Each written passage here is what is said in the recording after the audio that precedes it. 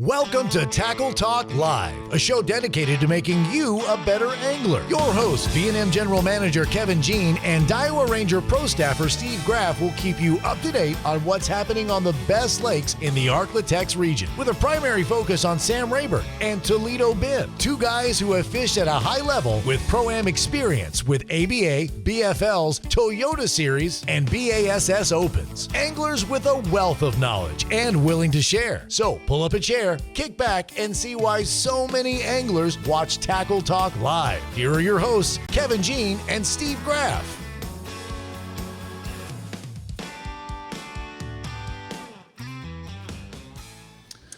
Hello, everybody. Good morning. That's right. It's still morning time here in Louisiana. Right here on the shores of Sibley Lake, Louisiana. I'm Ranger Iowa Pro Staffer Steve Graff, along with Kevin Jean, and you are tuned in to Tackle Talk Live, and we appreciate each and every one of you tuning in today. And we got a really good show lined up for you today. You know, we do focus on Rayburn. And Toledo Bend. There's Toledo Bend. It's not a lot when going on. When something goes on over there, yeah.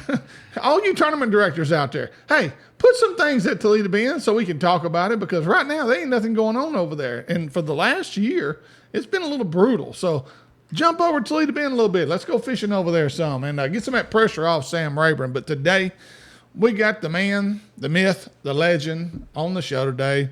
Part of Team Collins and Boulware. We got Clayton Boulware on today, Kel. Yeah, Clayton come off a really good weekend, winning the 2-day BFL event over there on Sam Rayburn. Had 15 pounds exactly on day one. Then backed it up with a strong 22 pounds on day two. Biggest bag of the tournament. Biggest bag of the tournament by far. Biggest bag. I forget. Second on day two, there was nobody. I think Larimore had 16. There was a 19. There was a couple of 19-pound bags, but biggest bag of tournament by far. And Clayton, he hinted. I seen this social media post on Saturday night. Yeah. And he hinted that he left some stuff for day two, that it could be a big day. So I'm anxious to hear he just didn't hit some things, or he has some stuff. He must have caught the 15 pounds early and just kind of left it. So I'm anxious to hear this story on how it all went down on day two for sure, Steve. Well, Kevin, as tournament anglers, we both know, especially on 2 days and 3 day events, you got to manage your fish. Oh, absolutely. But on Rayburn, that's getting harder and harder because everybody knows where everybody's at. That's what I want to really dive into with Clayton here is, he says, I saved some stuff for day two. I'm nervous doing that on Sam Rayburn because me and you both. There are so many boats on the water, and especially Clayton and Albert. I'm not going to say they get followed, but people are watching them and watching where they're fishing at. They do get followed. It's going to be interesting to hear what he has to say and on how he handled and managed these fish. Yeah, and I know for me personally, because I don't have the experience on Rayburn that Clayton and somebody like Albert and them have. I would probably catch as good as I could on day one and hope on day two. That would be my going in. But because of their experience and Clayton's expertise on Sam Rayburn, he was able to manage his fish and, like I said, bust a really big bag. And we're going to hear straight from him today. And but we got that. We're going to cover the Sealy Outdoors. Had some good fish weighed in at Sealy. I was really impressed. And what really impressed me, Kevin, was some of the hourly fish. There were 7-pounders, and a lot of times 7-pounders, you're throwing them suckers back because they ain't long enough. But there were several 7s weighed in. There was a lot. There was a lot of overs. There was a lot of overs. Fort. This is Sealy Outdoors on Lake Fort this past weekend, and there wasn't many hours that an over wasn't weighed in. A 10.00 exact 10.00 won the tournament. 998 from Rose Pine here close to us was second place. So a lot of good fish getting caught on Lake Fork right now, and we've heard the fishing over there is just doing really well, and Lake Fork's just, number one lake in the country. Yeah, so there you go. There's a reason why, and again, and that's what surprised me. I think me and Kevin both was normally in hourlies it's a 250, a 244, and there were some of those.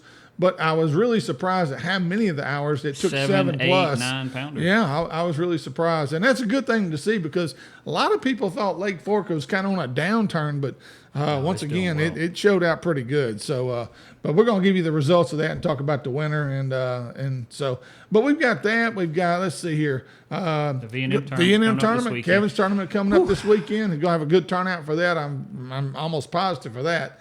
So if you want to know a little inside scoop, we may be able to give you a little inside scoop what's going on. Well, and I want to, towards the end of the show, we're going to, the questions I get asked the most, and Clint Wade from Outlaw Outdoors, tournament director, Outlaw Outdoors, will be running this tournament for us. It's a V&M Baits only tournament. So we're going to go through the frequently asked questions, I guess you can say, that me and Clint get asked about which V&M baits can be used and what you can use and what you can't use and so on and so forth. We'll dive into all of that towards the end of the show as well. Like can you use combination of another bait company, but trail it with a V&M, is that legal? Well, that's the kind of questions we're going to, that's the kind of questions we're going to ask today. So make sure you're clear as to what you can and cannot do. So, but before we do that, and before we get to Clayton, we're going to take a real quick break, and we've got some fine sponsors, Toledo Health, Lone Star Bass Trail, and the Boat Shop, and we'll be right back with more Tackle Talk Live. Toledo Health is a full-service primary and acute care clinic. Nurse practitioners Jarrett Rule and Melissa Vines bring quality health care that's needed and convenient to the area. Whether it's a stomach virus or a hook in your hand, Toledo Healthcare will try and meet all your healthcare needs. Appointments available and walk-ins are always welcome. So the next time you're feeling down at Toledo Bend, stop by Toledo Healthcare, located on Highway 6, just south of Toledo Town, or you can call 318-508-5323. For all your boating needs, check out Shreveport's newest marine dealer, The Boat Shop. Raymond Kidd and his great staff will take care of all your engine repair needs or anything else that needs fixing. A certified Yamaha Mercury dealer, they carry two of the best fishing boats on the market from Sea Arc and Camus. The Boat Shop is never short on trade-ins, as they're always willing and able to make you the best deal possible. Looking for great boat accessories? They're a full support Garmin and Minn Kota dealer. So the next time you're in the market for a new or used boat, or maybe you just need to service the boat you have, let the Boat Shop fix you up. To learn more, call 318-402-0399 or go to ShreveportBoatShop.com. The next time you're on I-49 just south of Natchitoches, Louisiana, stop by Cypress Knee Outdoors. A store within a store, Cypress Knee is located inside 3J's four-way. Whether you need gas, food, or drinks, they have it. While you're there, check out Cypress Knee Outdoors and pick up whatever hunting or fishing tackle you need. Top name brands like Strike King, Santone, Spro, or the #1 soft plastics made, V&M. On the hunting side, they carry guns from Mossberg, Winchester, and Remington. Plus, they've got a great supply of ammunition. Let John Abram and his staff show you everything Cypress Knee has to offer. Located just 1 mile east of 127 on I-49, or call 318-238-HUNT. You're watching Tackle Talk Live, a show dedicated to making you a better angler. Now back to the guys with all the inside scoop, Kevin Jean and Steve Graff. Welcome back to Tackle Talk Live. Again, I'm Ranger Dyer Pro Staffer Steve Graff, along with V&M President Kevin Jean. Kevin, I think you've got a little information on Lone Star Bass Trail. We do. So Lone Star Bass Trail, now it has, another sponsor of ours, has scheduled another tournament on Lake Nacogdoches. And let me make sure here are the dates, so I make sure I don't get it wrong. It was be October 30th. He did the last event on Lake Nacogdoches, went really well, had a good turnout. Yeah. He's trying to kind of spread out, do a few other things other than Sam Rayburn. So if you're interested in Lake Nacogdoches, make sure you go onto the Lone Star Bass Trail Facebook page to get all their updates and tournament announces and so on and so forth. He also will be announcing very soon some fall tournaments coming up on Toledo Bend. So again, Lone Star Bass Trail on Facebook. Hey, appreciate you, Lone Star Bass Trail. Thank you, one and all.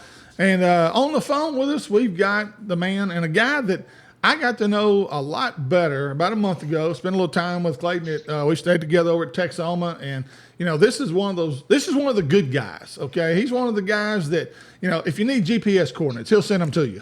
If you need tackle information, he'll send it to you. He'll give you whatever you need to be successful. So, and we're going to hear straight from him right now with the BFL champion Clayton Boulware. Clayton, how you doing, bud?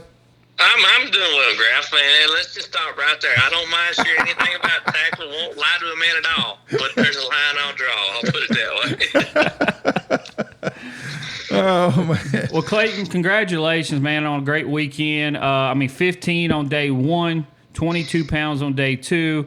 Before we get to day 2, let's talk a little bit about, day 1, maybe practice a little bit beforehand, how everything was setting up. How did you feel going into this tournament? Man, Wednesday, Thursday, and Friday, you couldn't compare to the tournament days, and I knew that because you had clouds, overcast, wind, cool, and they did. I mean, bottom line, the shallow bite goes when they're like that. And, Wednesday I practiced a half a day, could have had 18, 19 pounds on a rivet. Thursday, basically done the same thing, run some more stuff, had a good day. I thought I could do 18, 19 on a rivet and a pop and toad. But I knew the weather was going to change. So Friday I went out, still had some cloud cover, but we did get some sun. So, I went and picked a one offshore spot, and it didn't have what I wanted. And so I went and picked another spot. It's a spot, I'm going to throw everything out there. It's a spot Albert showed me and shared and invited me to use. And I ran up there and fired in there, and I shot one off. And so I fired in another direction. I shot one off. And then I picked a Berkeley power worm up, and here's a quick hint. If you want to shake a fish off, don't throw a power worm in there because they won't turn it loose. So, and I had a 5-pounder swallow it. So I turned them loose. I left. So, I still determined I was going to catch a 17, 18-pound bag on a frog the first day. And I even told Albert that when I talked to him on the phone Friday night. And, it should have happened. The first bite, I lost a 3.5-pounder. Then I had one about 6 or 7 come up and miss it, blow on it, didn't eat it through the grass. Bottom line is 10 o'clock or 9:45. I'm sitting there with the 3-pounder and a keeper on a frog. So we run up to this spot. And I run in there, and it's all about a cast. I mean, it's a cast. And first cast, I caught a 3-pounder. A couple casts later, I catch a 3-pounder. A few casts later, I catch a 4-pounder. Put the 4-pounder in the boat. Tell my co-angler, okay, let's go. And he's kind of looking at me like, what? It's like, I've got enough to make the cut. We're going fishing now. And we did. I called up a couple more times, but nothing great. About 2 o'clock, I had one between 8 and 10 on a rivet. Come right beside the boat and bite the back legs off of it. Scared the devil out of me. No. I missed the fish, bottom line. So, going in after day 1, I'm sitting with 15 pounds. Pretty pleased with there being only a 20-pound leading. Right. So I go home and... Now, wait a minute. Let me stop you there, Clayton, because I saw the post Saturday night you made. And actually, I made that Sunday morning, yes. Oh, okay, Sunday morning. I saw the post. Yes. I did see it Sunday morning. Had 15 pounds on day 1, but you hinted that you left some stuff and by your post, I gather that you was excited, but that you had so much. You felt like you had a lot of stuff left to really go make a run at this thing. I did, and I did, and so I made the decision Saturday night. I still was kicking around. Am I going to stop and try to catch those 2 big frogfish that I know live there, or am I going straight up to a structure? And the one thing that really made me change my mind is I started pulling out of the driveway Sunday morning. I looked to my left, and the moon was huge. Yeah. And it's like, okay, never mind. My decision has been made. Mm-hmm. So I ran right by those frogfish as fast as that Z21 would carry me. And I told my co-anglers, we're going a long way, so just get ready for a ride. So, I run up there and put the poles down. And this is back to the same spot I caught the 3 off of the day before. Run up there and I put the poles down. And, I'd love to say I live scoped and I 360'd and all this. Nah, I put the poles down, turned every electronic off or standby. I'm very superstitious on some stuff. So first cast, I only have one place on Rayburn I want to get a bite on the first cast. Just wasn't it. So I make a 10-foot cast to get that superstition out of the way. Told my co-angler that. So, it's all about a cast. First cast I catch I think it's a 5-pounder. Must have been close to 6. The next cast I catch what I think is a 3-pounder, and it was 4. At this point, I'm sitting down and retying, pretty nervous. I ain't gonna lie to you because I know what the potential is. Retie, fire back in there and catch one close to 7. Bottom line is 8 casts, I was done. Wow. Holy cow. Now you got to babysit. At 7:45, I actually called one fish with a little bit bigger. And I had one fish, I ain't gonna lie to you, looked like I drug him from the dam up there with me behind the boat. That's how out of shape and how skinny he was. He weighed 264 and he had the head of a 4-pounder. But at 7:45, I told my co-anglers, like, okay, I think I got 8. I know I got 18. I'm hoping I got 20, but I know I got 18. So, about by this time the sun's starting to get up, and this spot is one of them deals that I got to catch a few off of it on Saturday because we had cloud cover still. Sunday, when the sun gets up, they kind of disperse, and they did. So now I'm still pretty pumped because, I'm up one of the arms. I still got another arm. I think, hey, we fixed to go whack on them. And, I know I got 2 fish less than 3 pounds, so we run another 50 miles. And bottom line is my co-angler catches a 3.5, and I end up mid-morning culling that really, really puny-looking fish with those fish just a tad bit smaller, but was healthier. And so I did the math on scales and knew if I got the deduct, I would actually be gaining. And so I took the chance and threw the puny fish back and put them as a little fat football. Yeah. And, that was it. That's it in a nutshell. All day long, I'm thinking I've got 18, best I've got 20. I told my co-angler, I was like, I need 21 or 22 to have a shot at this thing. And I did. So I thought going in, hey, I'm going to finish top 5. Hey, I'm good with that. And then a little disappointed, I'm not going to lie to you, to have a morning like that and not to be able to do anything after. We'll get to weigh in and, the weights are down. I can tell by the guys I'm talking to. I knew Shot had caught him pretty good. I saw him a couple times, not talked to him, but I knew he caught her pretty good about what some of the guys were saying. And I still doing the math in my head, what it did. Rumor is he's got 19, and he had a 9-ounce lead going in on me. Yeah, he had 15.09 on day 1. Yeah. Yeah, so my wife had planned on being there anyway, so she comes down and, it's one of them deals, a buck never grows when you shoot him and you have that ground shrinkage, but a lot of times your fish will grow in the live well. So you're right about they that. will, yeah. I opened the lid and I got my little one out, which I knew what she weighed. So it's like, okay, well, here's my next. So I was like, that's a 3-pounder. That's not a 2.5. It's like, well, okay. And I opened the big side, and it's like, well, here's my 3. It's like, no, that's a 4. And then I pull what I thought was my bigger one out to put her in the bag, and it's like, okay. And then I reach in there, and my bigger one that I thought I pulled out was actually my second biggest. So it's like, I got a little more than I think I do, but do I have enough? And but you probably were thinking 20 pounds now, though. I'm thinking 21. Yeah. I'm thinking 21, and I'm doing the math. I'm doing the math in my head still because I knew what. And put them on the scales, and wow, they're a little bit bigger than I even thought at that point. Yeah. But it was just one of them epic days. And it's like I told them yesterday. It's like I'll tell anybody. Albert and I team fish together. Albert has taught me so much about structured fishing and patience and some things. And I utilized what he taught me, and it was huge. That is the only reason I got the win. Yeah. Is because of a combination of what I know plus what he has shown me. Right. And I give credit where credit's due 100%.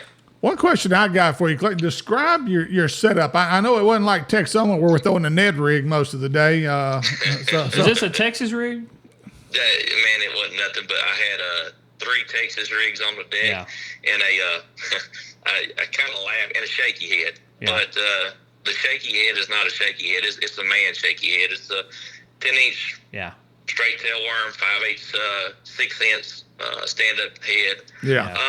The other things I threw, I got bit on yesterday, the worm of choice for the fish for the Mr. Twister Hang 10, of course. Yeah, with a 1/2-ounce tungsten 5/0 toner hook. Saturday I caught them on the Saturday. They kind of wanted that either that creek tail, big bite creek tail blue flag, or the fire worm blue flag. But all on the same deal. Falcon rod, that new 7.3 carat, luge reels, 18-pound Sunline sniper. Just a basic Texas rig. Now, but what about your frog? Didn't you have some frogfish on day 1? I did. And was you throwing braid on that or fluorocarbon? Oh, absolutely. 50-pound Sunline, the SX2, the smooth braid. Yeah. With with the Stanley ribbit.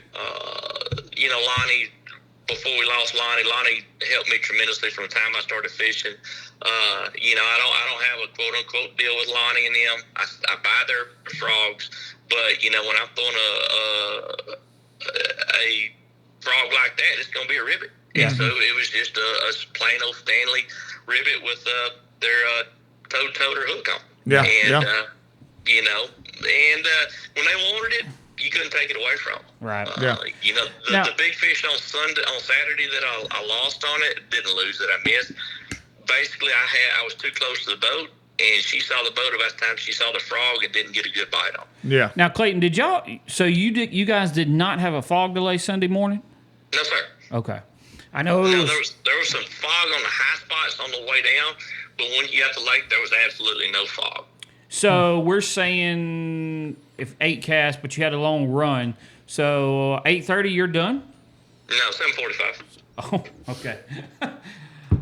He was ordering donuts, Kevin. I got up there. He let us go. Let me do the math. I got up there. He let us go. At 6:48, I left. And it was a 20-minute run up there.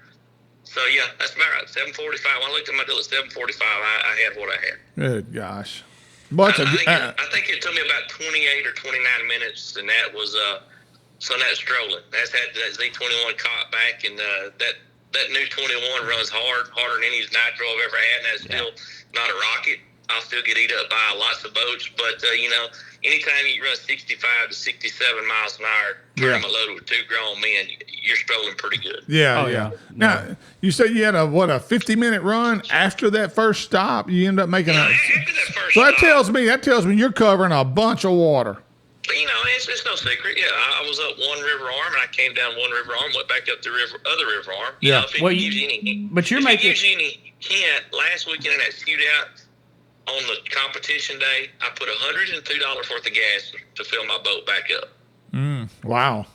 So and that was me and Albert running my, and it was basically the same thing I ran this time. Yeah. On Saturday, I put $70 in to fill it up for Sunday, and I didn't run near as much Saturday as what I did Sunday. Yeah.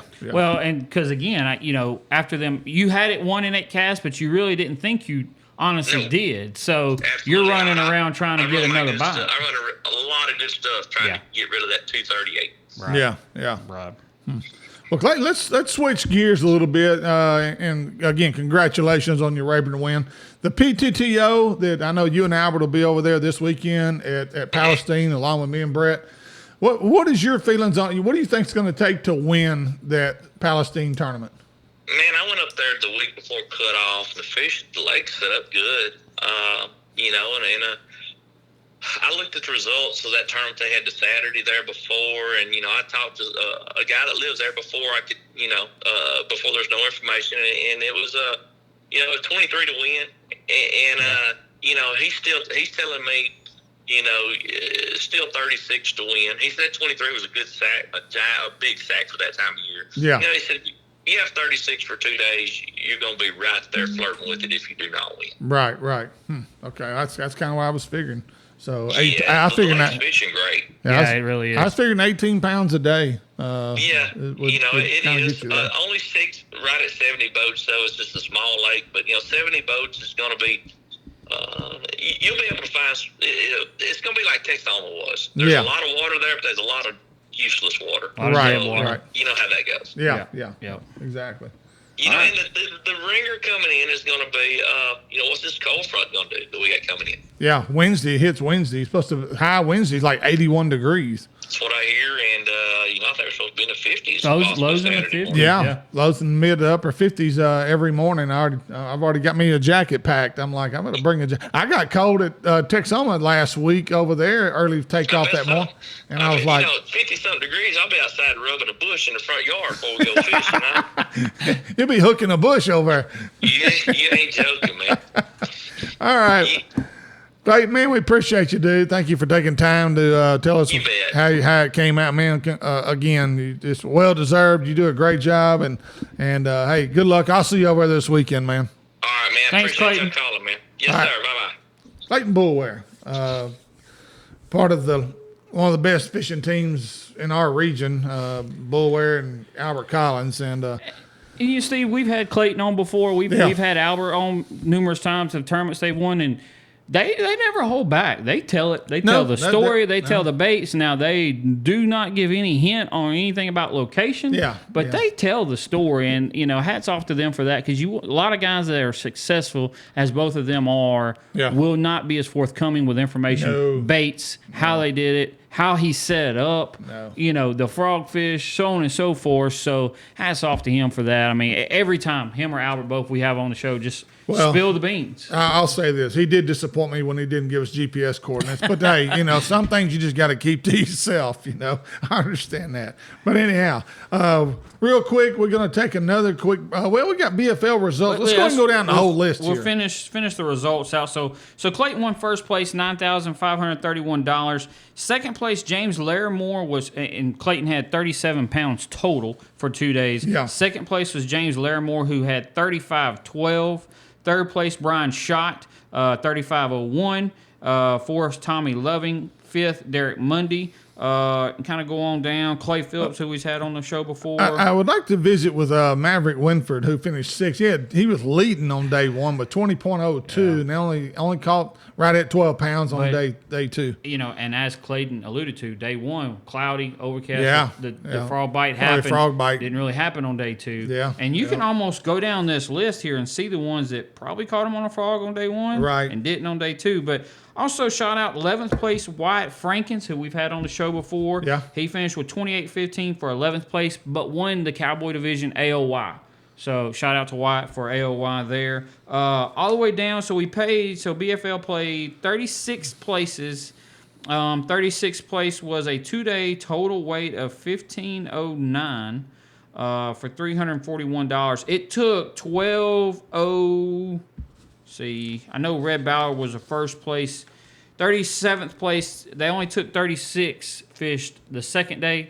37th place after day one was 12.01. So you had to have had more than 12.01 on day one. So 12.05. I believe it was 12.05. Let me make sure here. Yes. So 12.05. Actually, Keith Combs, who won the Texas Shootout the week before, made the cut on day one. After day one is what it takes to make the cut to get a check. So. And there were some sticks in this. Another young angler that's on the rise. I think he's part of your V&M team, Cameron Madison.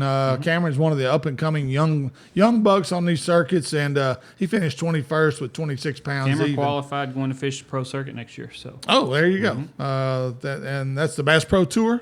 Yeah. No. The Toyota. No, the pro fishing circuit, the formerly FLW. MLF Pro Fishing Bass Circuit. Pro, that's the Bass Pro Tour, isn't Bass it? Pro Tours is Van Dam and all of them. The Tackle Warehouse Pro Circuit. Warehouse Pro Circuit. Yeah, okay. Well, good. Congratulations, Cameron, on that. Well deserved. Another friend of mine that's from Bossier up there, Craig Chapman. He finished 23rd in this event. Congratulations, Craig. And but there's a lot of sticks in this thing. Castledine, he didn't make day two. Shane Campbell.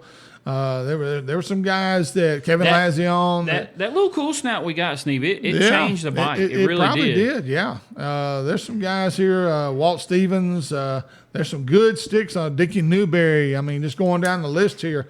There were some guys here that was. You got in this tournament, you better bring your A game, because Jim Dillard for FLW Pro. Gleason fished it. Daryl Gleason. There were some guys in this that know the lake and know what they're doing. So. But again, it just didn't set up well for everybody. And but anyhow, and Kevin, just looking like it though. I know Rayburn's a pretty good sized lake, but what would we have here? Probably 100 and looks like probably 190. Yeah, right at 200. Yeah, right at 200, pushing 200, and just 12.05 makes the cut. Yeah, it gets now a little crowded. Had like 20 to 30 11-pound bags after the 12 pack. But yeah, it does get a little crowded, and and there's going to be a lot more people in the water, a lot of people practicing for the tournament, Steve. But, I mean, Rayburn has shown that it can handle the pressure. Yeah. I think day two, the weights fall off because the bite changed on them. Right. A lot of people maybe didn't make the adjustment, was trying to grind it out how they knew they could get big. And honestly, that's normal in any 2 or 3 day event. The weights do drop, after a day. But, there was Clayton had a 22-pound sack. There was There was a 19. There was 2 more 19s. There were several 16s. So there was still some good stringers caught on day 2 as well. It really was. We're going to take another quick break to recognize some of our sponsors when we return with more Tackle Talk Live. Are you looking for the finest custom-built rods ever made? Then look no further than Pride Rods. Fishing rods built to last and made in Montgomery, Texas. Constructed by Mr. Billy Kistler with the finest Gary Loomis North Fork composite blanks available. They offer a complete line of both spinning and casting rods for both fresh and salt water. Pride Rods do more than pass the eye test. They excel in performance as well. Ask your local tackle dealer if they carry Pride Rods and pick one up and try it for yourself. You'll see why so many anglers are using Pride Rods. To learn more, go to priderods.com or call 832-418-6040. The next time you're headed for Toledo Bend or Sam Rayburn, stop by Keith's Toledo Bend Tackle. They have an awesome supply of everything you'll need to catch the big ones. Whether your trip calls for bass fishing, white perch tackle, catfish bait, or the ultimate fighting shiners, Keith's Tackle has you covered. Keith and former Elite Series pro Ben Matsubu also have the latest information on what, how, and where you need to be fishing on Sam Rayburn or the Bend. So for all your tackle needs, check out Keith's Toledo Bend Tackle, located just off Highway 21 on the Texas side of Toledo Bend, or call 409-625-0181. The Lakes Insurance Agency is an independent insurance agency that has been taking care of Texans' insurance needs for over 25 years, offering auto, homeowners, boat, RV, life, health, and commercial insurance. Owner Clark Moore is a local guide and tournament angler who understands your insurance needs and wants to be your go-to guy for all your insurance needs. For a free quote, give him a call and see why so many Texans trust the Lake Insurance Agency. Located at 805 Southeast Stalling Suite 3, Nacogdoches, Texas, or call 936-205-4467. You're watching Tackle Talk Live, a show dedicated to making you a better angler. Now back to the guys with all the inside scoop, Kevin Jean and Steve Graff. Welcome back to Tackle Talk Live. I'm Ranger Diver Pro Staffer Steve Graff, along with V&M President Kevin Jean, and we're going to move right along now. Like I said, we just had, in case you missed it, we just had on Clayton Boulware, who won the BFL last weekend, 2-day championship at Sam Rayburn. Had him on, got some great detail, great insights to what he did, how he did it, and so we gave the final results of that tournament. Now we're going to shift gears, and we're fixing to move up to northeast Texas, Lake Fork, which is where the big bass, the Sealy Big Bass Splash took place over there, 17th, 18th, and 19th. Friday, Saturday, Sunday. And so out of Lake Fork Marina and Motel. And Kevin? First place, Mark Troll from Kennedy, Alabama, won the overall event with a 10.00 Big Bass. Second place, Glenn McKee from Rose Pine, Louisiana, with a 998. Now, let's don't skim over that. That had to be heartbreaking. 2 ounces. 2 ounces from first place. Now, he did good. He come away. And the difference between first and second place is a truck. Yeah, exactly. So, a vehicle. You got your boat and you got some cash, but you don't get the truck to pull it with. But congratulations to both those first 2 place guys. Third place, John Sanko from Willis Point, Texas, 9.83. Fourth place, Keith White from Brooklyn, Texas, 9.24. Rayburn hand. And fifth place, Gary Hall from Newton, Texas, 9.14. Yep, and that was $6,000 cash win for those guys. And, of course, once again, Bob does it right. He had some early bird drawings. There were some guys that won entry fees for next year. Four different people were drawn, and the early bird drawings that next year they'll have 2-day entry fee for the 2022 season. Elimination drawing. They actually Charles Menard from Yanis, Texas. He won a brand new Nitro Z18 boat with all the electronics and everything on it, powered by Mercury. And then also you had an open drawing. Kathy Coleman from was that Buna? Buna, Texas. Buna, Texas. She won a nice Fire Disc grill. Heard those are really cool. And of course, and here's where I think Bob really excels. You know, even if there's not an exact 2.50 weight in, at the end of the tournament, he will put everybody's name in a hat, and he'll draw a winner out of that hat for Friday, one for Saturday, and one for Sunday. He doesn't pocket that $5,000 for each of those days. He actually gives it away just to anybody through a drawing. And I mean, that's pretty special, isn't it? Who else does that? Nobody. No, you're right. And the heaviest under the slot for each day was a 268, a 275, and a 253. The heaviest under wins a total for $5,000 each day. So the heaviest under for the whole tournament was a 275. I see that's a 3-pounder under the slot. Yeah, that's almost. a football. I mean, that's a chunk. That's a big, short fish. Yes, exactly. So, congratulations again, Mark Troll from Alabama on his 10.00. Man, what a fish. And Steve, again, we go back to what we talked about at the beginning of the show. There was a lot of overs caught this tournament for a fall, late summer, fall tournament. Talking to my good friend Jason Kahn over there, the fish has been great ever since April, May, and it just hasn't slowed down. As much attention, as many boats. This tournament here, there are so many boats. Fork's not that big. Yeah. And you can almost walk from boat to boat, Yeah. Steve, and it's still kicking out these numbers. Yeah. These giants, again, goes back to why it's the #1 lake in the country. One of the things that probably helped Fork, I know because I was at Texoma last week, the water temperature dropped 5 to 8 degrees Texoma in a week. Well, these cold fronts are starting to come through now a little bit more regular, and it's dropping this water temperature down, and those bass get a lot more active. That's probably why the frog bite was so good on Saturday at Rayburn, even though it was cloudy. That water temperature was cooled down. They get into feeding mode when it comes to that time, and hey, and it's going to continue. This week we got another major blast coming down. It's going to tie Wednesday's 81 degrees, lows in the 50s for like 4 nights in a row.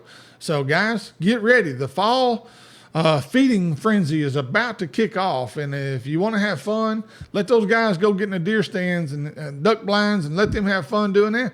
Get on the water because you can have a lot of fun, catch a lot of fish this time of year.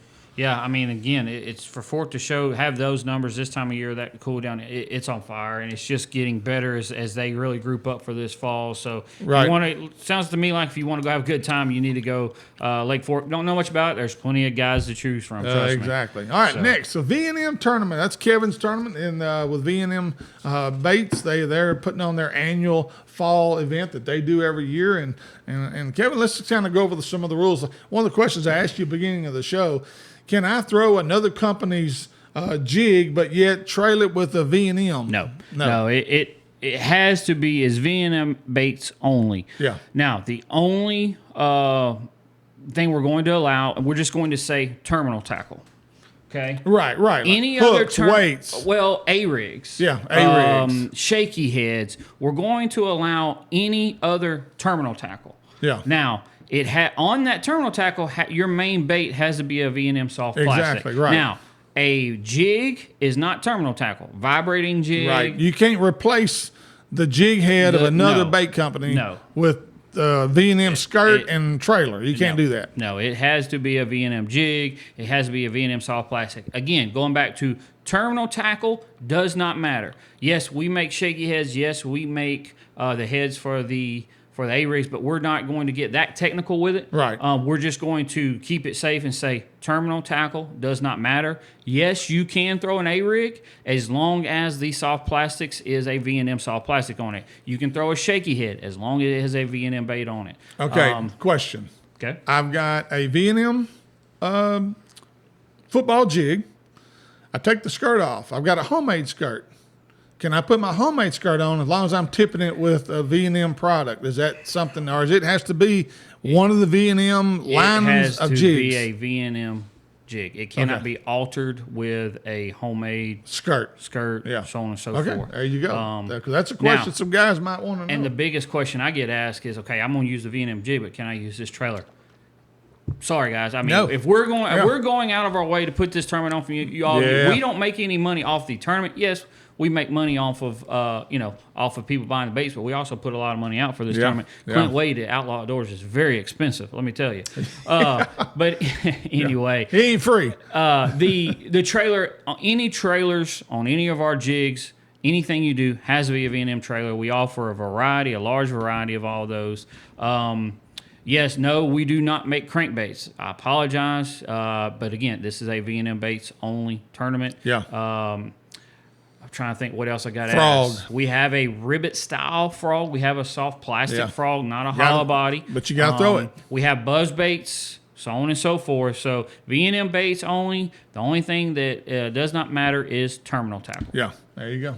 So you heard it right there from the man himself, telling you exactly what you need. If you don't have it, there's a lot of places you can get those, get that product. So, but you better get it now because the getting won't be good very much and longer. Registration is open on the Outlaw Outdoors website. Registration, it is a trailering tournament. Tournament is Saturday. All the years previous, it has been on Sunday. We finally got the pavilion for Saturday this year, and it is out of Umphrey Pavilion. This will be the first time ever we're going out of Umphrey Pavilion. Yeah. We've always went out of Castle Boykins. So out of Umphrey Pavilion, Saturday, trailering event. You can register at Outlaw Outdoors website. So it is a trailering event. Yes. All right. There you go. Also coming up, again, as we've kind of alluded to with Clayton a while ago, the PTTO tour, it's a new pro team tour. The field is already set on that. If you're looking to get in it, you can't. I think there's 83, something like that, boats that are pre-registered. It's a three tournament circuit, and you had to be in the first one to get in the last two. So that field is full, but it will be at Palestine this coming weekend. It's a 2-day event, Saturday and Sunday, and practice days are Thursday and Friday. Can't be on the water, no information till Thursday. So, and then after that, we've got the Brandon Belt tournament, and Kevin's working. The tournament registration. Registration's coming up October 1st, and Kevin's trying to line up. We got some guests we're going to have on Ryan the show. Williams, the tournament director for the Brandon Belt tournament, will be on the show with us next Monday to go over registration. Yeah. Registration is October 1st, which is Friday of next week. And do you remember the date for the tournament? First week, like February 3rd, 4th, 5th. Okay, so it's early February. Early February, right. very first We'll weekend have that of February. information as well next very week. first weekend of February. It's got to Yeah. be, well, I'll tell you right here, it's got to be 4th, 5th. Yes, that would be right. It's a Friday, Yes, Saturday. 4th, yes. 5th. So again, next week's show, I'll do my best to have the tournament winner, the V&M Baits tournament winner. According to how the TTO at Palestine goes, maybe that winner. We will for sure also have Ryan Williams, tournament director for the Brandon Belt tournament coming up February. Again, registration is October 1st on their website. Ryan will take us through registration, kind of break it all down for us, make sure everybody knows what they're doing, how to register. He's only allowing 400 teams, $800 entry fee. First place is $100K. Big fish for the tournament is a brand new boat. Yeah. Steve, if anybody has ever seen or been on Sam Rayburn before, I don't know why you're not fishing this tournament. And this could be the beginning of a special circuit for next year that they're looking to introduce. Or for 2020 or 2023? Probably looking to start 2023, and maybe we can kind of get into that a little bit. Hit Ryan a little bit on that to kind of talk a little bit. A little information. Last time he was on the show, he hinted to us about it. Yeah. Kind of talked a little bit about detail on it. But maybe we can get a little bit more information out of him about that. Also, just a reminder, a lot of tournament trails, now that your championships are starting to take place, usually I know like the BFL, once the regionals take place, they usually get ready to announce their schedule for next year. So make sure you follow the websites on each one of those. ABA, Solo Top 150, they're getting ready to announce their schedule maybe within the next week. So follow ABA, keep track of that, check their website, and because they're getting ready to make that big announcement. A lot of schedules starting to come out. Yeah, it'll start to happen now, and everybody start making plans for this next year in 2022. It's hard to believe it's already. We're in almost October. I mean, the year's flown by, and there's still a little bit left to go this fall. So again, if you're looking to fish something. Again, Toledo being Kevin, just hadn't seen or heard much anything going on over there. Open tournaments anyway. No, not right now, and that's a shame, Steve, because the fishing's really good right now. Yeah, I ain't gonna say, okay, sorry, it's not really good. It's good, but it's going to get good. It's going to get good. It's as good as it is at Rayburn right now. Right, I'll say that. But there is some tournaments that will be coming up over there. I look for maybe a few more bigger tournaments start coming back. It's getting back to. Good fishing, so I look for some other ones to come check back. with Keys Tackle. They'll know what's coming up. They'll have registration forms. They'll have flyers or whatever. If anything coming up in that Toledo Bend, they will have it. So check them out. Also, for Tackle Talk Live, make sure you check us out on YouTube. Subscribe to the page on YouTube, and now we are a Spotify account as well. You can get on Spotify and listen to the podcast podcast there anytime you want to. So we have YouTube and Spotify as well as Facebook Live. Really need the YouTube to really pump it up. That's the one we're really focusing on. So if you're interested, spread the word about our YouTube channel and tune us in. You're going to learn a lot. You're going to get some great information. And just like we did today from Clayton Boulware, if you're looking to go over to Rayburn this weekend, he gave you some tips as to what you might want to throw. So, hey, check it out, and make sure it's a V&M product, though. That's the main thing. But anyhow, we thank you for tuning us in. We appreciate you. If you're interested in sponsoring the show, make sure to message us on Facebook. Kevin will make sure he gets a packet out to you. So till next week, good luck, good fishing, and don't catch them all. We'll see you next week right here on Tackle Talk Live.